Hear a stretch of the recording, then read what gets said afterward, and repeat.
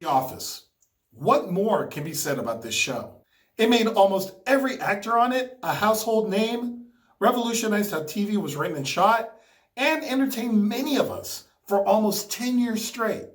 Improvisers love this show because many of the actors on the show are well-versed in improv, like Steve Carell, Angela Kinsey, Kate Flannery, Oscar Nunez.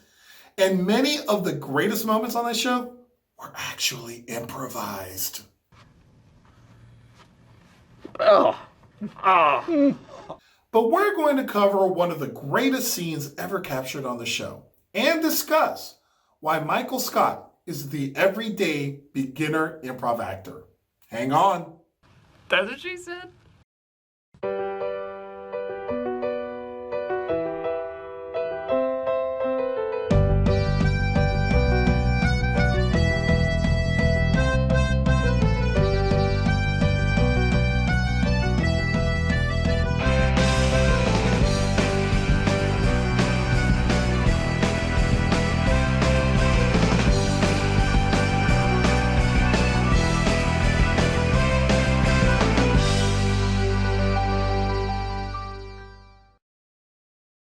Hi, I'm Nelson Velasquez, and welcome to Improv Sucks, where we take improv from the imaginary to reality.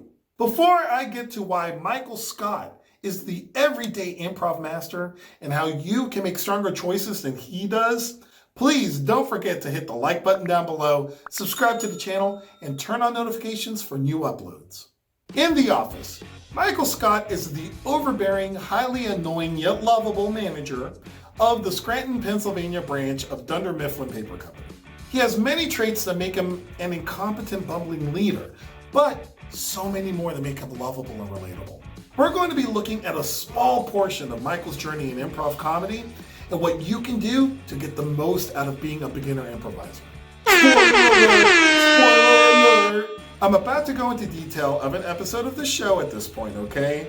If you haven't seen episode 9 of the second season, where have you been? If you don't want to know what happens, then go down below, click the like button, subscribe to the channel, leave a comment letting us know that you're planning to come back to it later, and you're going to come back to this video, and you're going to watch it, and you just need to stop watching. Stop watching!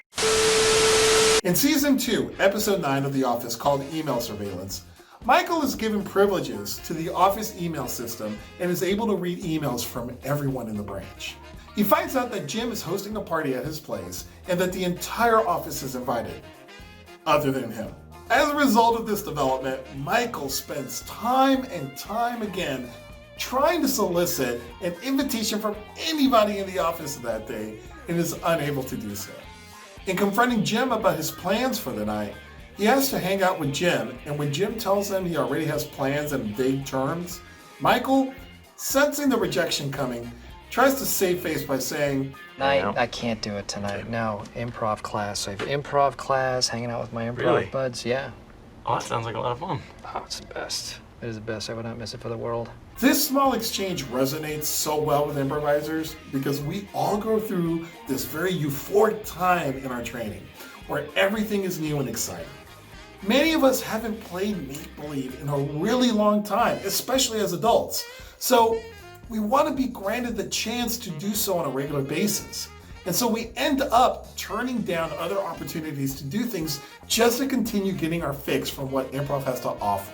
Michael's need to connect with people, be it from the office or in improv class, is a quintessential part of an everyday improviser's life. There are a ton of things that we can learn from this exchange, but you know what? I'm going to just choose one, okay? Remember this. Improv can be a life-changing experience. It's changed my life. Embrace the changes in yourself and in those around you as you learn new things. Improv is a community within itself that can foster a lot of wonderful relationships that will last for years on end. So, once Michael gets to improv class, Michael exhibits all of the pitfalls of the beginner alpha energy improviser. He's super vocal during class, wants to participate in every exercise 2,000%, and brings a ton of bad habits to the class the teacher has to contend with, all the while nobody in class wants to perform with him. He brings in such a huge ego that he doesn't leave room for anyone else to be in the scene with him. As a student of improv, I did all those things when I first started, so I can totally relate. Knowing that Steve Carell was a main stage Second City Chicago actor, it's just hilarious to watch him make fun of the art form in that way, in a meta sort of fashion. Eventually, someone is reluctantly chosen by the teacher to join Michael for the exercise. And she begins the scene by skipping and singing a song and singing into a large microphone. What a nice initiation! But wait, Michael rushes in, gets behind her, kicks in a door, points an object work gun at her and yells, Detective Michael Scarn! I'm with the FBI! There's so much to unpack here as to why improvisers find this funny. First of all, initiations are some of the hardest things to do when you're first starting on improv. It's always risky to put yourself out there first and establish something knowing that you can probably fail at communicating any intention you have for your initiation to that other actor. They may not see what you're trying to do in the same way, they may not understand what you're going for or how to play a part in it. So we spend tens to thousands of hours working on accepting the realities put forth by our fellow actors and supporting that. This definition, I guess you could say, is our fundamental creed, and we call this yes and. It's clear that what Mary Beth is communicating through her object work and physicality. Michael, on the other hand, completely ignores everything she established and establishes whatever it is that he wants to happen. No wonder nobody wants to play with him. He most likely does this every single time, and it's not fun for the other players out there to play with someone who's just going to go out and negate everything that they do and not respect what they have to offer. Then we get to his philosophy on why he chooses to enter a scene with a gun. Think about this. What is the most exciting thing that can happen on TV or in movies or in real life? Somebody has a gun. That's why I always start with a gun, because you can't top it. You just can't. Oh my God, is that funny. It reflects so many of the pitfalls improv actors face when performing. Dealing with someone's ego. Having your partner not listen to what you have to offer in a scene. Having your partner steamroll the scene with their offer. Having nowhere to go within a scene because they entered with the ending of the scene instead of starting at the beginning. The best way to deal with avoiding this scenario is to adhere to the approach of bring a brick, not a cathedral. So what does that mean? When participating in improv, each actor should bring one piece of information, a brick, to the scene for all the improv actors to interact with. Throughout the scene, each actor will add just one more piece of information as things progress until the scene is over. Hopefully, there will be enough bricks laid down to have built a cathedral of participation from everyone in the scene. If you bring a cathedral, well, there's nothing for the others to build with you, and thus the scene has nowhere to go.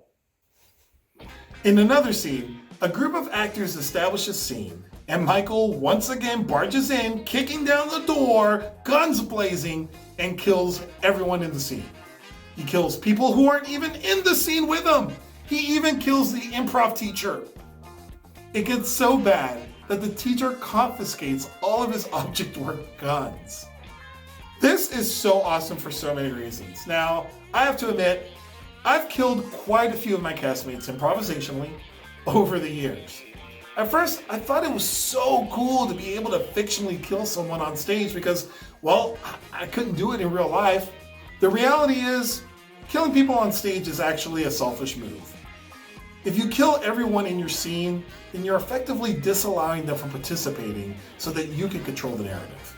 In the next scene, we're taken to the middle of a game of freeze tag.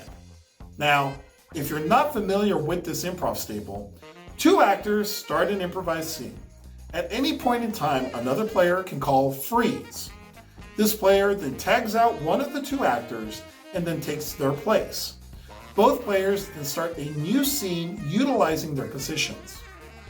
Michael calls freeze on a scene with Bill and Mary Beth. Due to all of the previous shenanigans, the improv teacher frantically asks Michael, Do you want to go over the rules one more time? No. Michael refuses, tags Mary Beth out, assumes her frozen position, and much to Bill's surprise, wonderfully initiates the scene by justifying his position and saying, I'm looking in my wallet for money so you can tell me my fortune. Much to Bill's amazement, he responds with Michael's fortune. The setup is so beautiful here. Michael might have actually gained some acumen in improv over the course of the night. The scene looks promising, but Michael hesitates to respond for a brief second and then quickly whispers something into Bill's ears. Bill drops his head, slowly raises his hands up. The teacher asks Michael, Michael, what did you tell him? Nothing. Then why are his hands up? Bill? He told me he couldn't show it to me, but he has a gun.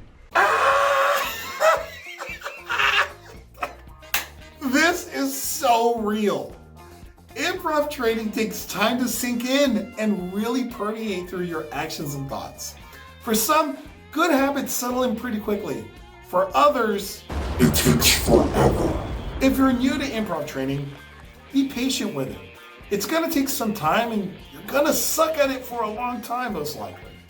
Eventually, you'll get better at it. If you're gonna suck at improv, suck better at it. The philosophy of SuckBetter is as follows. If you're going to suck at something, suck better. Suck the best you can every time you try something. Eventually, you will suck so well, you no longer suck because you're good.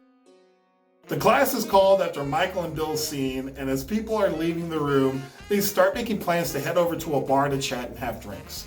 Everyone except Michael is welcome. Michael uses the office party, which he also wasn't invited to, as an excuse as to why he couldn't go out with everyone afterwards to save face. The takeaway from this part of the show is that in improvisation, having good chemistry between you and your castmates is important. The more you can ingratiate yourself with your classmates, the more comfortable everyone will be to take risks as they continue to explore the art form. Plan for some time after class to hang out, even if it's for 15 minutes. It will pay dividends down the road as you get more involved in improv comedy. So Michael ends this episode by telling us the story about how he got into improv. He starts a fictitious story about a race car driver telling him that he's hilarious until ultimately confessing that he made it up. The truth was, The real way was that I found a flyer. the point here is, no matter how you got into improv, we're just happy that you're here. Welcome to the club. And I'm happy that you're still here watching this episode. Feel free to check out some of the related videos coming up on our Improv Sucks playlist. Don't forget to like, rate, share, and subscribe. I'm Nelson Velasquez, and thank you for watching.